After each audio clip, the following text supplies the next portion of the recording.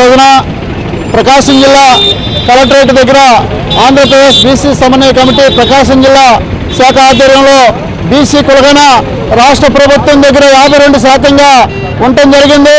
మరి గత 78 సంవత్సరాల నుంచి బీసీ కులగణ లేదు, మీకు చట్టసభల్లో 36% ఇస్తామని చెప్పేసి 2004లో చంద్రబాబు నాయుడు గారి కేంద్రానికి లేఖ రాయటం జరిగింది.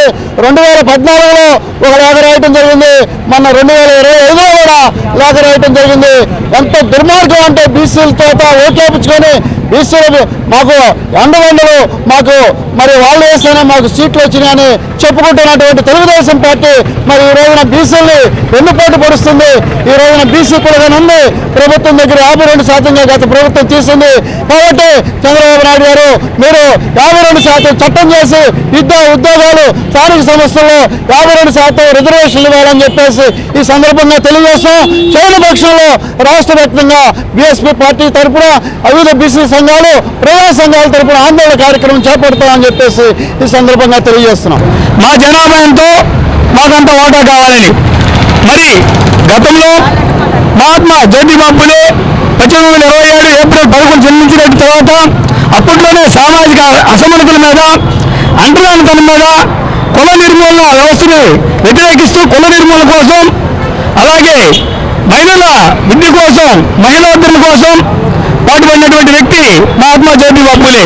వారి భార్య సావిత్రిబాయి ఫులే గారిని విద్య నేర్పి మహిళలకు బాలికలకు అందరూ కూడా విద్య కావాలని కాంక్షించినటువంటి వ్యక్తి మహాత్మా జ్యోతిబాబు ఫులే. 1973లో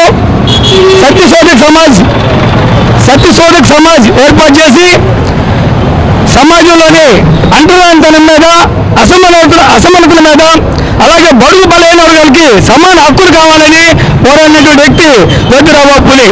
1974లో ఈ దేశంలో మొట్టమొదటి బాలికలకు పాఠశాల ఏర్పాటు చేసినటువంటి నాయకుడు జ్యోతిరావు ఫులే. మరి వారిని ఆదర్శంగా తీసుకొని గత 75 సంవత్సరాల్లో ఈ రాష్ట్రంలో 52% బీసీలు అన్ని రంగాల్లో వెనకబడి ముఖ్యంగా ఆర్థికంగా ఇబ్బందులు పడుతూ గ్రామాల్లో కానీ అన్నింటిలో కూడా వెనకబడుతూ ఉంటే ఒక బీసీ కులగణ అనేది జరిగితే కొంతమంది బీసీ జనాభా 30% అంటారు, కొంతమంది 40% అంటారు. మేము అడుగుతూ ఉన్నాం, గత ప్రభుత్వం బీసీ కులగణ జరిపి 52%గా తేల్చింది. మరి ఆ బీసీ కులగణని బయటపెట్టమని అడుగుతూ ఉన్నాం. ఎందుకంటే 52% ఉన్న బీసీ జనాభాలో సుమారు 25 లక్షల మంది యాదవులు, 5 లక్షల మంది కురుబులు, 10 లక్షల మంది మా సోదరులు వడ్డీలు, రజకులు, నాయి బ్రాహ్మణులు, ఎన్నో సామాజిక వర్గాలు, గౌడాసు, పద్మశాలీలు వీళ్ళందరూ కూడా ఉన్నారు.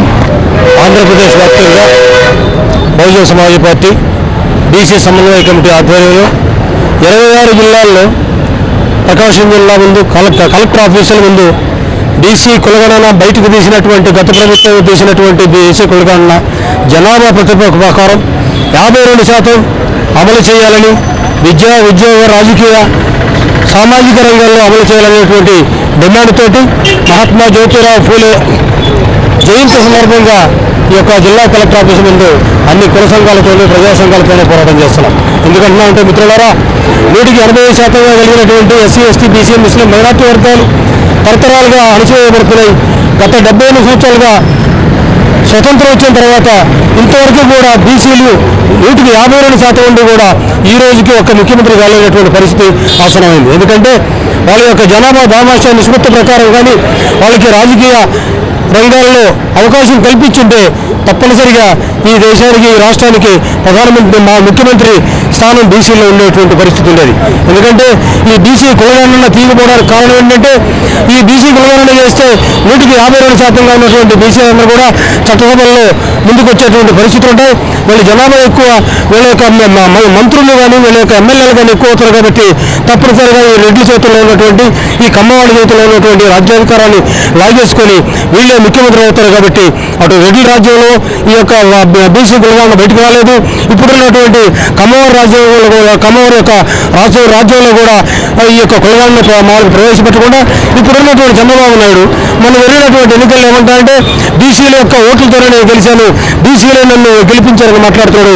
కానీ బీసీల యొక్క కులగణని బయటకు తీసుకురాకుండా 32% ఇస్తాను, 33% ఇస్తామని బేరసారాలు ఆడుతున్నటువంటి పరిచయం చూస్తుంటే బీసీల మీద చంద్రబాబు నాయుడు కానీ తెలుగుదేశం తెలుగుదేశం ప్రభుత్వానికి కానీ ఏ మాత్రం కూడా ప్రేమ లేదనేటువంటి విషయాన్ని అర్థం చేసుకొని ఎస్సీ ఎస్టీ బీసీ ముస్లిం మైనార్టీ వర్గాలు మొత్తం కూడా కలిసి ఊకుమ్మడిగా పోరాటం చేసి ఈ యొక్క రాజ్యాధికార దిశగా కొనసాగాలని, బహుజనులందరూ ఐక్యమై రాజ్యాధికారం చేపడితేనే ఈ యొక్క దేశంలో ఉన్నటువంటి సమసమాజం వస్తుంది, సామాజిక న్యాయం వస్తుంది, ఈ పేదరికం పోతుంది, ఈ యొక్క దేశాన్ని తప్పనిసరిగా అత్యధిక జనాభా కలిగినటువంటి వాళ్ళే ఈ రాష్ట్రాన్ని కానీ దేశాన్ని కానీ వెళ్తారనేటువంటి దృక్పథంతో ఈ యొక్క బీసీల యొక్క కులగణన అమలు చేసేంత వరకు ఈ యొక్క పోరాటంలో ముందు నడిపిస్తామని బహుజన సమాజ పార్టీ తరఫున తెలియజేస్తూ ఈ అవకాశం ఇచ్చేందుకు మీకు అందరూ కూడా ధన్యవాదాలు తెలియజేస్తున్నాం. అణగారిన వర్గాలు ముఖ్యంగా దళితులు అర్ధరాగతనం మహిళలు విద్యకు దూరమై అనేక ఇబ్బందులు లోక్సభలు ఎదుర్కొన్నటువంటి పరిస్థితి ఆనాడు మనం చూసాం. పూలే గారు టైంలో బ్రాహ్మణ మనవతులు చదువుకుంటే నాలుగులకు వస్తామని, వింటే చెవుల్లో సీసం పోతామని, అలాంటి మనధర్మ శాస్త్రం 4 పాదాల మీద నడుస్తున్న కాలం అది. ఆ సందర్భంలో మహాత్మా జ్యోతిరావు గారు పూలే దళితులకి మంచిని కూడా తాగకుండా దొరకపోతే, ఎవరో రానిపోతే జ్యోతిబా పూలే గారు వాళ్ళ ఇంటి పక్కన పెరట్లో ఒక బావి తవ్వించి ఆ బావిలో నీళ్లు అందరూ కూడా తోడుకెళ్ళాలని చెప్పినటువంటి మహానుభావుడు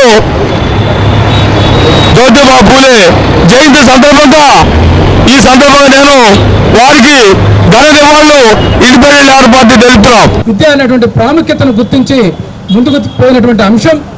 ఆ తదుపరి తన భార్యనే విద్యావంతురాలను చేసి ఉపాధ్యాయురాలను చేసి మహిళా విద్య ప్రాముఖ్యతను చాటి చెప్పి ఈరోజు భారతదేశ సమాజానికే ఒక దిక్సూచిగా ఉన్నటువంటి మహాత్మా జ్యోతిరావు ఫూలే గారి జయంతి సందర్భంగా ఇక్కడికి చేసినటువంటి మిత్రులందరూ కూడా మరొకసారి నమస్కారం. బహుజన సిద్ధాంతం వదలకుండా ఈ రాష్ట్రంలో కానీ దేశంలో కానీ బీసీల పైన జరిగినటువంటి ప్రజా వ్యతిరేక విధానాలపైన ఏ ప్రభుత్వాలు ఉన్నా మనం పోరాటం చేస్తూ ఉన్నాం. ఇది వాస్తవం మిత్రులారా. అయితే ఏ పార్టీలో ఉన్నప్పటికీ కూడా మరి కులగణన అనేది అన్ని పార్టీలో ఉన్నటువంటి రాజకీయ నాయకులు కానీ బీసీ సోదరులు కానీ అందరికీ ఆవశ్యకత ఉంది ఈరోజు. అయితే మిత్రులారా, మరి ఈరోజు పూలే గారు దాదాపుగా వస్తుందా ఆయన పుట్టుగా 200 సంవత్సరాలు అవుతా ఉంది. మరి ఆయన చనిపోయి కూడా 130 సంవత్సరాలు అయినప్పటికీ కూడా ఈరోజు అన్ని రాజకీయ పార్టీలు పూలే సిద్ధాంతం ఉండాల్సిందే, ఈ దేశంలో మనువాదం అనేది లేకుండా చేయాల్సిందే, కింద తరగతి వాళ్ళు పైకి రావాల్సిందే, ఈ పాలకులకు ఎప్పుడైతే మనం పాలకులకు వస్తామో మరి మిగతా జాతులు కూడా న్యాయం జరుగుతుందని చెప్పేసి అనేక చోట్ల అనేక మంది ఈ రాష్ట్రం నుంచి దేశం నుంచి పార్లమెంట్ అనేక సార్లు ముట్టడి చేసినప్పటికి కూడా ఏ ప్రభుత్వాలు ఎప్పుడు వచ్చినా సరే ఎన్నికలప్పుడు ఇచ్చిన హామీల్ని దొంగలో దొక్కి వాళ్ళ అవసరాలకి మీకు ఈ కులానికి ఇన్ని ఇస్తాం అని చెప్పి ప్రతి కులాన్ని కూడా తీసుకొని ఎన్నికల ముందు వాగ్దానాలు చేసినటువంటి ప్రభుత్వాలే తప్ప నిజంగా బీసీలపైన సిద్ధత కాకుండా పార్లమెంటేరియన్లో చట్టం చేసేటప్పుడు కూడా మరి బీసీలకు పార్లమెంట్లో కులాలను చేర్చాలంటే, మరి పార్లమెంట్లో బిల్లు పెట్టాలంటే మరి సెంట్రల్లో దేశంలో ఒక బీసీ సమన్వయ కమిటీ ఉంటుంది. ఆ కమిటీని అప్రూవ్ చేయకుండా, ఆ కమిటీని అడగకుండా ఈ దేశంలో ఉన్నటువంటి ఏ ప్రభుత్వాలు ఉన్నా సరే, ఎందుకంటే నేను కూడా సమాజ్వాదీ పార్టీ రాష్ట్ర అధ్యక్షుడిగా ఈరోజు ఛార్జీ తీసుకున్నప్పటికీ ఉత్తర భారతదేశంలో ఎక్కడో ఉత్తర భారతదేశంలో ఉంటే సమాజ్వాదీ పార్టీ మరి అన్నదమ్ములుగా బహుజన సమాజ్వాదీ పార్టీ కలిసి ఆ రోజు కాంశీరామ్ గారు, స్వర్గీయ ములాయం సింగ్ గారు, మరి పూలన్ దేవ్ లాంటి వ్యక్తుల్ని 3 సార్లు పార్లమెంట్ పంపించినటువంటి గొప్ప వ్యక్తులు ఈరోజు ఉత్తరప్రదేశ్ ఉన్నారు. ఉత్తరప్రదేశ్లో ఎక్కడ ఉన్నటువంటి రామ్ మనోహర్ లోహిత్ సిద్ధాంతాన్ని తీసుకొని ఉత్తరప్రదేశ్లో అమలు చేస్తే మరి ఆ రాష్ట్రంలో ఉవ్వెత్తిని ఉదికిన తర్వాత అనేక మార్లు వాళ్ళు ముఖ్యమంత్రి అయ్యారు. మరి ఆంధ్రప్రదేశ్లో చూస్తే తెలుగుదేశం కావచ్చు, కాంగ్రెస్ కావచ్చు, జగన్మోహన్ రెడ్డి గారు ఎవరైనా సరే మనం, ఎందుకంటే అన్ని పార్టీల్లో అందరం ఉండొచ్చు, కానీ మన సిద్ధాంతం వచ్చేసరికి మనం ముందుకెళ్లాల్సిందే. కానీ ఈరోజు మేము అడుగుతా ఉన్నాం, మరి కులగణనకు చేపట్టి ఆ కులగణన లిస్టును బయట పెట్టడానికి మీకు భయం ఎందుకు? ఈరోజు 27% ఇస్తున్నామంటున్నారు. ఈరోజు కూడా ప్రభుత్వ ఉద్యోగాలలో ఈరోజు 50% రిజర్వేషన్ ఉంటే 50%లో ఓపెన్లో వచ్చిన బీసీ ఎస్సీలని వాళ్ళ రిజర్వేషన్లు మాత్రం పంపిస్తూ ఉన్నారు. ఇది ఈరోజు కంప్యూటరైజేషన్ అయ్యి, గ్లోబలైజేషన్ అయ్యి ప్రకాశం మరి జిల్లాలో కూడా అనేక మార్లు మరి అజీజ్ గారు ఉన్నారు. లాస్ట్ టైంలో 2002లో ఒక బీసీ మహిళకి అన్యాయం జరుగుతుంది. అందరం మొత్తం 21 మందిని వాళ్ళు మొత్తం రిమూవ్ చేసినాక మేము ఉద్యోగం చేపట్టాం. కాబట్టి ఎందుకు చెప్తున్నా అంటే ఎవరు ఏ పార్టీలో ఉన్నా ఈ బహుజన ఉద్యమం మరి నిర్వహిస్తున్నటువంటి కార్యకర్తలకు కానీ నాయకులకు కానీ మేము చెప్పేది ఒకటే, మీరు ఏ పార్టీలో ఉన్నా బీసీ అనగానే వచ్చేయండి. అయితే మన ముందున్నటువంటి పెద్ద సవాళ్ళు ఏంటంటే ఒక రాజకీయ పార్టీలో ఉన్న వ్యక్తిని మనం పిలవకూడదు అంటారు, మనమేమో రాజకీయం ఎదగాలి అంటారు.